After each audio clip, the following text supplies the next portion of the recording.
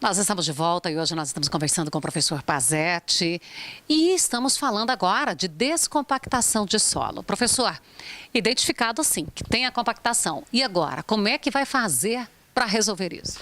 Beleza. O importante nisso é a gente detectar a que profundidade e qual é a resistência que o solo oferta à penetração. Muito bem. Definir a que profundidade nós temos vai definir se, caso venhamos a fazer intervenção mecânica com o implemento, a que profundidade de ataque o implemento subsolador tem que trabalhar. E tem momentos que precisa entrar com o equipamento. Isso vai depender da intensidade que você tenha. Ou seja, quanto maior a resistência à penetração, você não consegue resolver o problema com subsolagem biológica. O que é a subsolagem biológica? É o cultivo de espécies vegetais que tem um maior índice de penetração de raízes, que tem mais habilidade para romper camadas mais adensadas. Nós temos várias espécies. Né, seria um sistema radicular mais agressivo. Agressivo, corretamente. Nós temos as braquiárias, são excelentes para fazer isso. Nós temos outras que formam tubérculos, né? O navo forrageiro é um deles. Só que isso tem que ser muito bem planejado. No caso do navo forrageiro, depois que a gente faz a dessecação para introduzir o cultivo, aquele tubérculo que fica lá, ele vai apodrecer. E no processo... Demanda um pouco de tempo. Né? O que é o processo do apodrecimento? Ele passa por uma fermentação. Né? E nessa fermentação são liberados ácidos orgânicos que podem comprometer a germinação ou até mesmo comprometer o crescimento de plantas subsequentes, o que é chamado, de certa forma, de alelopatia.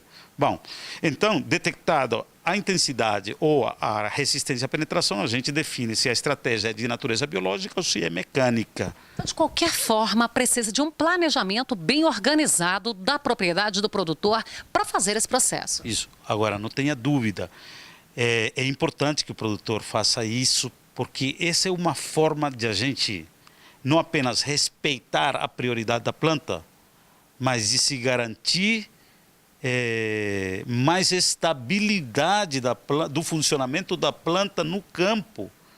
E na medida em que você garante com que o cultivo tenha estabilidade funcional, ele vai se desgastar menos com eventos associados a estresse. Né? Porque a planta ela é autônoma, ela produz sua energia. O que ela faz com a energia que ela produz? Ela canaliza para crescimento, manutenção e produtividade. Na definição da prioridade básica de qualquer ser vivo, que é sobrevivência, o vegetal vai canalizar mais para onde? Para crescimento, para manutenção ou para produtividade? Para manutenção.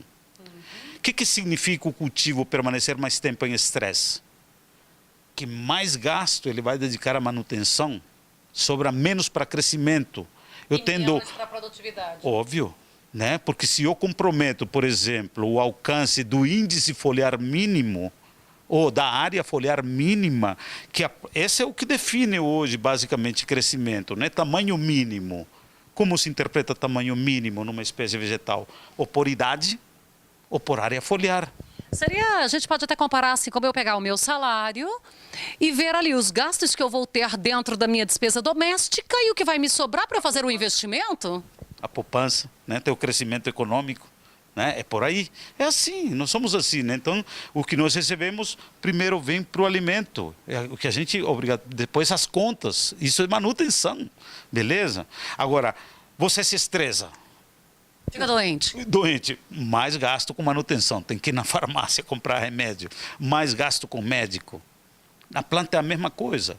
O estresse, ele representa um dreno energético incalculável. Né? É absurdo que a planta gasta com estresse. Qualquer que seja o estresse, não importa se... Ele pode ser hídrico, ele pode ser por falta, temperatura, luminosidade. Aí quando chove muito, falta luz. A Bahia vive isso agora. Né? O algodão que está na Bahia agora, pelas informações que eu recebi até ontem, há muita chuva na Bahia. O algodão deve estar sofrendo por falta de luz. Nós temos uma das... Aquela planta mais aniquilada. É uma planta que pode até competir, até crescer mais pela competição por luz, né? Porque fica a luz difusa. Então isso gera um estiolamento, isso resulta na maior necessidade de se utilizar regulador de crescimento, né? E aí você já começa a trabalhar mais com fisiologia, com nutrição e com estratégias de manejo para tentar amenizar o impacto que aquele estresse provoca. né? Porque se você tem uma planta de algodão em pleno reprodutivo que tá crescendo em situação de luz difusa, a probabilidade é de que exista um elevado índice de aborto de estruturas reprodutivas. Então, o processo todo é bem complexo e precisa de profissional acompanhando, porque isso também é extremamente importante, né? Mas não precisamos fazer o beabá primeiro, sabe? Antes de partir para tecnologias mirabolantes. O beabá é o quê? É o básico, que é a correção físico-química do solo. Esse é o beabá, né? Nós precisamos corrigir o solo mais em profundidade para respeitar a ida... Seria aquela gessagem ali, aquela situação? Calcário, se há necessidade de descompactar, se descompacta, se há necessidade de se colocar calcário para corrigir camadas mais profundas. Na medida que você corrige camadas mais profundas, você dá mais oportunidade para a planta se divertir. E ela vai para a festa. E ela vai para a festa, certo? Ela funciona de forma mais harmônica quando ela tem água. Porque a planta fica num grande dilema durante o dia. A mesma porta por onde entra a matéria-prima para ela fabricar açúcar, que é a energia que ela trabalha, essa mesma porta é a saída de água. Por isso também que a gente vê todo aquele comportamento com aquele aspecto murcho naqueles dias de calor. Quentes, né, nos horários de maior demanda evaporativa. Proteção. É uma estratégia de proteção. Agora, a planta, nos horários mais quentes, ela vai fechar os estômatos. O milho fica lá com a folha toda enrolada. Quando ela chega naquele estresse hídrico, as células pneumáticas provocam um enrolamento de folha. Esse é um nível de estresse, um gasto energético incalculável. É um desgaste energético violento, né? E aí vem o seguinte, quando você tem uma planta que está se protegendo naturalmente para não morrer por desidratação. Se essa planta tem alguma deficiência nutricional, seja magnésio, seja por boro, seja por cobre, seja por zinco, ela não vai dar conta de degradar radicais livres. Por que o estresse provoca o envelhecimento no ser humano? Porque se forma muito radical livre. E o que o radical livre provoca? Ele provoca envelhecimento da célula, certo?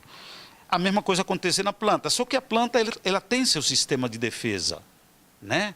Às vezes produz fenol, mas tem enzimas polifenol oxidases que oxidam esses fenóis porque não pode permanecer muito tempo. Produz radicais superóxidos, produz peróxido de hidrogênio, é altamente agressivo para a planta. Só que a planta tem sistema detox, né? Aquilo que a gente fica fazendo suco hoje na moda. A planta tem isso, né? Que são as superóxidos dismutases, enzimas, né? Peroxidases, catalases. Essas enzimas se encarregam de degradar esses radicais livres para que a planta não sofra. Só que isso depende de nutrição, né? E quando nós analisamos, fazemos um levantamento do que nós temos de fertilidade. Aqui na Sudoeste de Goiás nós temos, segundo os estudos do professor Dr. Vinícius Benites, mais de 90% do solo do Sudoeste do Goiás estão abarrotados por potássio. E potássio cria desequilíbrio se você tem pouca disponibilidade de magnésio. As pessoas ainda precisam ter mais hábito de análise de solo? Ou elas já estão bem educadas quanto a isso? Não, há havido uma grande evolução, não tenha dúvida, né? Nós temos pessoas muito capacitadas, tanto na amostragem, quanto na interpretação. Porque essa questão da coleta também é muito importante, né, professor? De todas as operações, a qualidade da amostragem define tudo. Porque, por melhor que seja o laboratório não corrige erro de amostragem. E aí nós precisamos ter menos vaidade, né? Porque agora o engenheiro agrônomo, ele não quer fazer amostra de solo.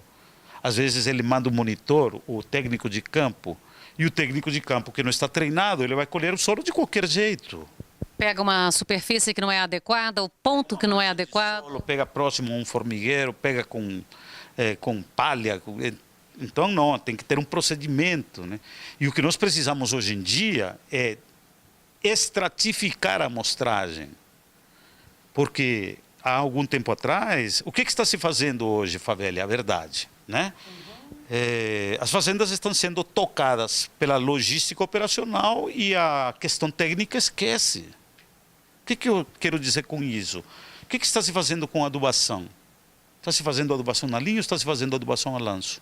O que está se fazendo com o calcário? Esse calcário está sendo incorporado ou está sendo a lanço? Então, nós temos uma série de estratégias operacionais que estão condicionando para que a gente tenha uma camada de 0 a 5 que dá para tirar, colocar dentro do saco e vender como adubo. Espetáculo de fertilidade. De 5 a 10 nós continuamos com esse espetáculo de fertilidade. De 10 a 20 nós começamos a ter miséria de fertilidade no solo. De 20 para baixo é paupérrimo, né?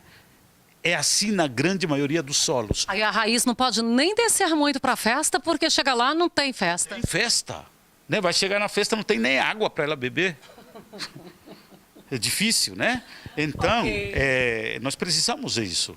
Os estudos do SESB de máxima produtividade, o que eles mostram? Que os maiores tetos produtivos estão sendo conseguidos nas áreas que têm melhor correção em profundidade. Professor, Onde há melhor distribuição de cálcio, de boro, de magnésio.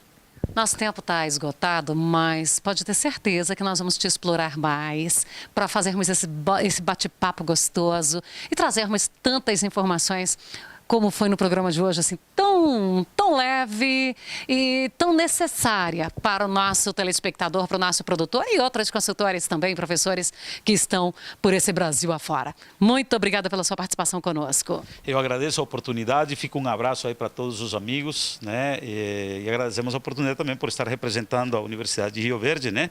Que é o nosso ganha-pão e temos muito orgulho de fazer parte da Faculdade de Agronomia.